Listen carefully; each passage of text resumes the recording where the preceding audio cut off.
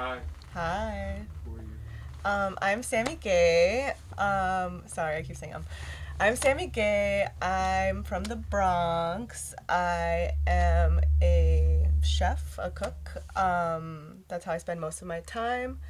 I am 26 years old, and yeah, I don't know what else you want to know. Yeah, for sure. I think I just want to talk through again, like we kind of talked about practice, hmm um,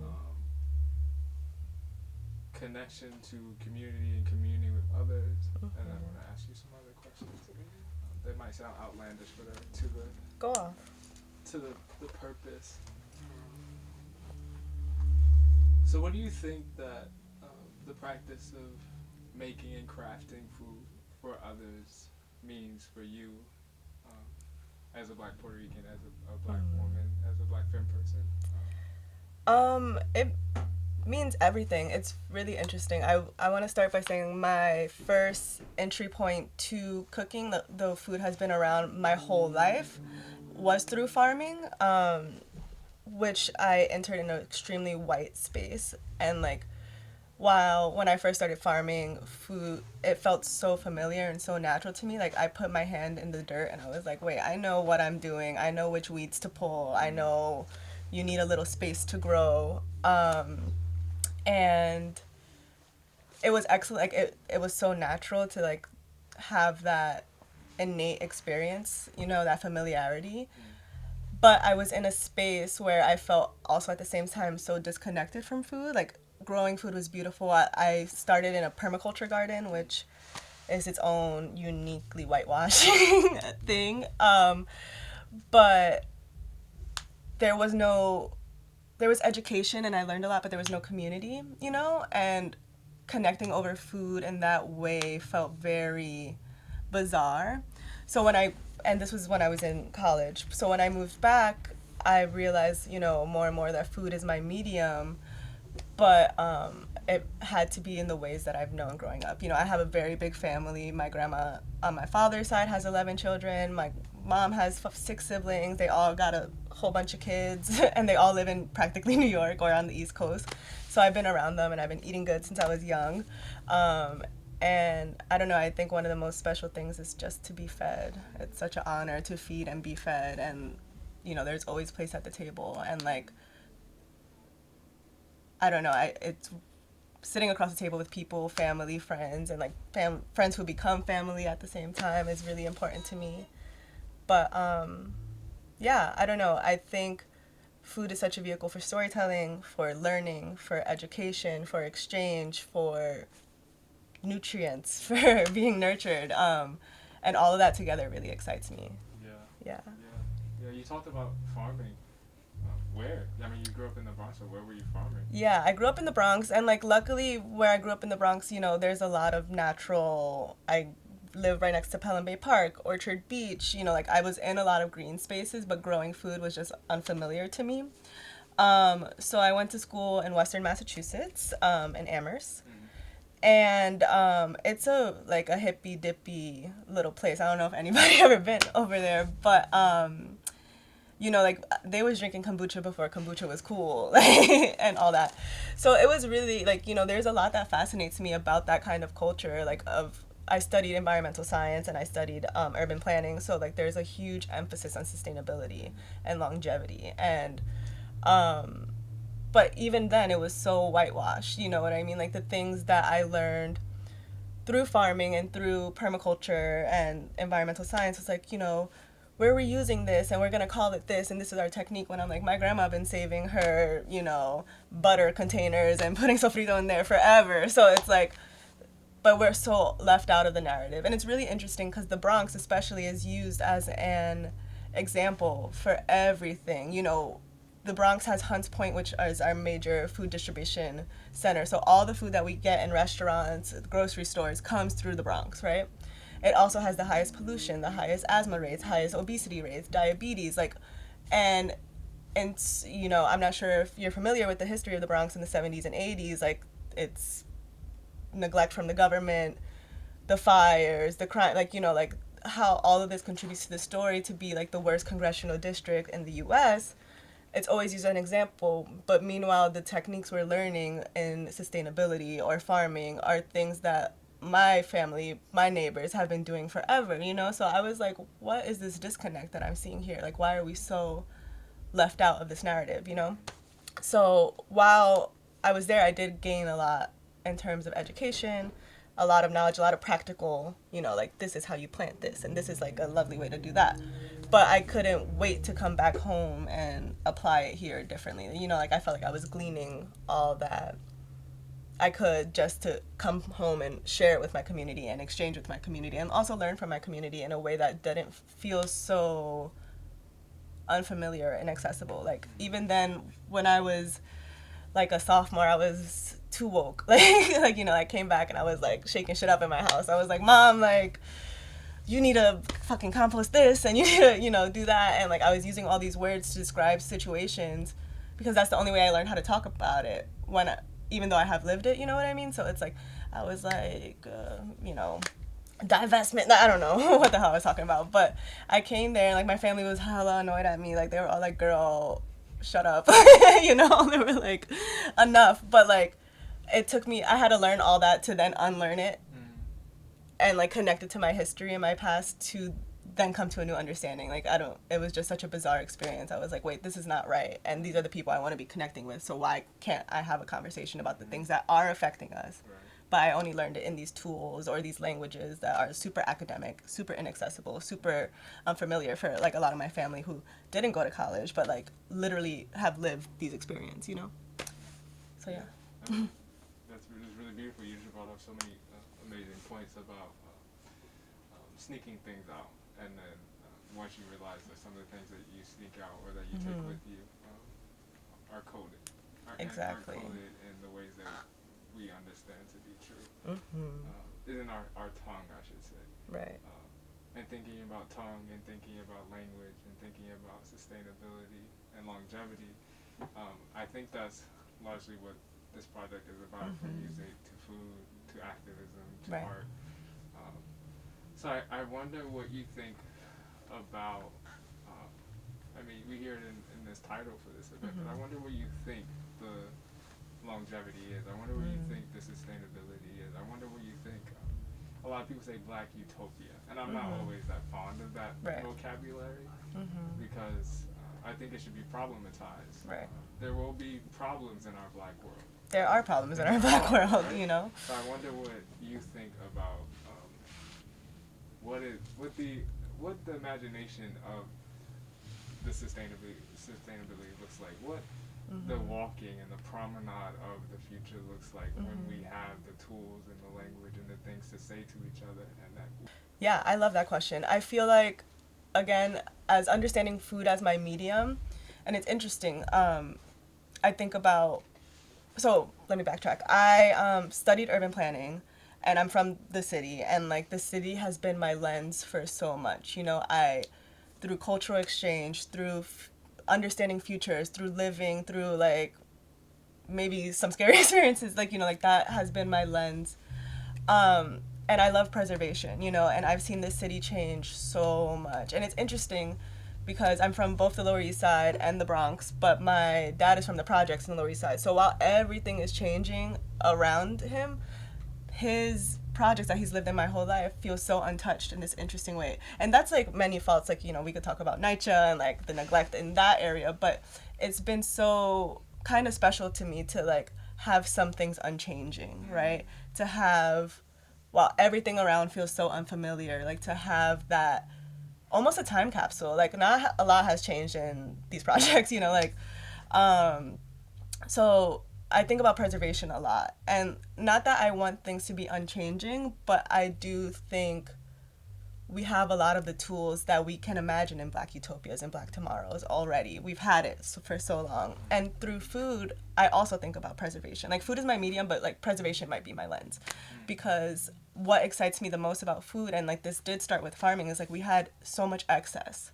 You know, so much squash, so much tomatoes, like that people, there was nothing to do with it. And, you know, and it was there where I started preserving actual foods. I'm so into dehydration, fermentation, pickling.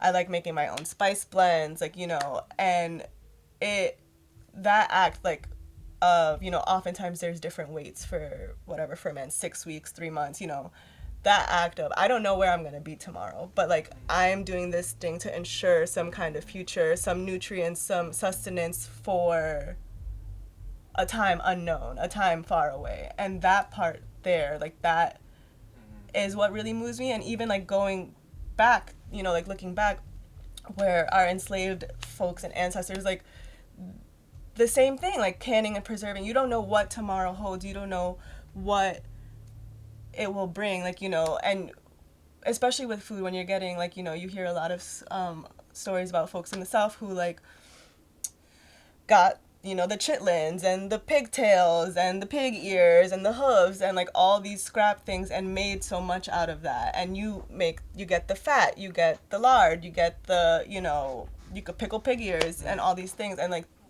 that idea of creating for an unknown future is something that's really inspiring to me. And like I don't know if you've seen that Alicia Wormsley billboard where it just simply says there are Black people in the future, and like that spoke to me so much and like is a guiding ethic for my preservation practice. But yeah, I think, I don't know, I lost my train of thought, but just the art of preservation itself. And like I'm not against like advancing, I'm not against going like modernizing in some ways. Like, I think it's some technology is cool, I guess. But I don't want to dismiss and I don't want to forget about the tools we have and going back to learn it and like feeling it all compile, like I want to keep building on and using what we have and putting it in the jar and letting it sit and marinate and opening it up for a delicious surprise. What a metaphor. Yeah. What a metaphor, but with an actual like practice too. Yeah, no, I totally agree. I think the patience of it, like you can wait 3 months for something and it tastes like shit, and that's unfortunately, like, it sucks, but like it's a part of the process and it's a part of the learning and the fine tuning. And each time I do pickled onions or fucking, what are they called? Pickled cucumbers or whatever.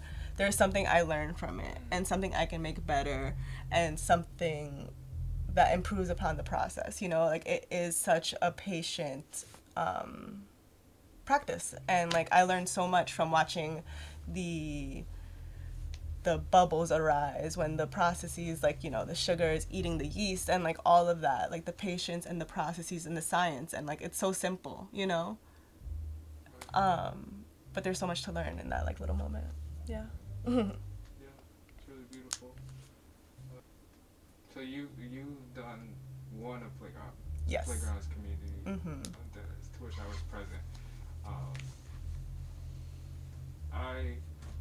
Of course, you've done other sort of means of bringing people together, but specifically, I want to ask what it meant to you to be in the Playground coffee shop space, where it's completely transformed. It's no longer servicing coffee, but there's a long table in the room, and you have a host of volunteers who did not have to be there, and they said, I want to help Sammi, the chef, feed other people, and I want discussion to be revolving around what it means to be in this neighborhood and food access and preservation, and like all these conversations were fueling what is now like the Community Fridge Project, Right. or the Take One Leave One Library, and the Greenhouse, and so many other ideas that are just bubbling.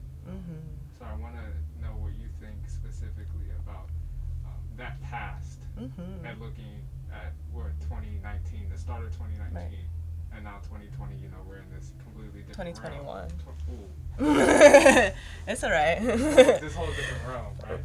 Right. Yeah, I have many feelings about the community dinner. It was excellent. I loved it so much. And like there are many, many positive feelings, but my one thing that really doesn't have anything to do with Playground at all, but for me personally, I'm from the Bronx. I'm uptown. Right. Like while I champion Black neighborhoods and I want Black people to be fed and nourished and, have access to healthy vegetables, eat good, be in community, drink some good wine. Like, I love that. I want that for all my people, And it was interesting for me doing community work in a community that's not my community, you know? So I did have to trouble that a little bit. I mean, I am connected to Playground. I'm friends with many of the staff, and like that was really beautiful. And I think being in such a dynamic space, like that does, it's not just one dimensional. Like you said, it's not a coffee shop only, and it's so many things. Like that's really inspiring for me to see what's possible and to see it all grow into these things like the community fridges and the greenhouse that's happening. Like I think that was really special, and I just love the art of feeding people. Like, you know, like for me, like I don't have dreams of being a major chef. Like, you know, I would love a little spice shop, some fresh vegetables, a garden, you know, a little pantry or a good store. But like I, especially in New York where the food scene is so many things, but you know, like, and it's changing a lot, you know, in a good way. But I feel like I like my personally I don't want to be a fine dining restaurant. Like that feels so detached from my experience, from the ways I like to connect with people. And I know it doesn't mean I don't want to eat good. You know what I mean? So doing these community events and doing these like cooking for friends at a table, like I much rather feed you all right now than like some strangers that I don't, even though, you know, we just met, but like yeah, I don't know. I just think doing things for the community, who's around the table, and the energy felt so special. And like there were these two older black women there, and one of them emailed Zanat, and like I was so touched by this email. She was like, you know, the energy was great and the food was even better. It was like short and sweet, and I was like, you know what? That meant so much to me. And my mom was there, which was really special, and I love seeing the intergenerational hangs with my friends, my family, like the elders in the community and the other people who contributed to the event was really, really unique. And I also feel like for the volunteers, like to speak to that, and like so often I'm cooking with people I just meet now, and like cooking, like yes, feeding people and eating across the table is like such a special way to connect, but like the labor one that's involved in cooking, I feel like often goes like back of house is so unseen. And just getting to know people while cutting 10 pounds of onions or like doing some crazy shit like that, you know, like that work and the creativity and the exchange, like I learned so much just observing other people in the kitchen, how they mix the sauce, how they hold the scallions and cut them in this direction, like, you know, like, so not only is it a learning opportunity, but it's a different way of engaging and putting the energy in the food to feed the people. Like everyone's energy is in there, everyone's hands is touching. I know that doesn't sound COVID sexy, but like, you know, like there is like an exchange that's happening there from the body to the food to your mouth through your body, you know. And I think that part, when you're around people who care about the same things, you know, we were working with Raina Robinson, and oh no, Priscilla there? I think Priscilla, well, I can't remember if Priscilla was there, right? Or for that one, but like just the energy is really special. And like I love seeing that way to connect and exchange. Like food can bring even the most different people together, you know. So yeah, I don't know.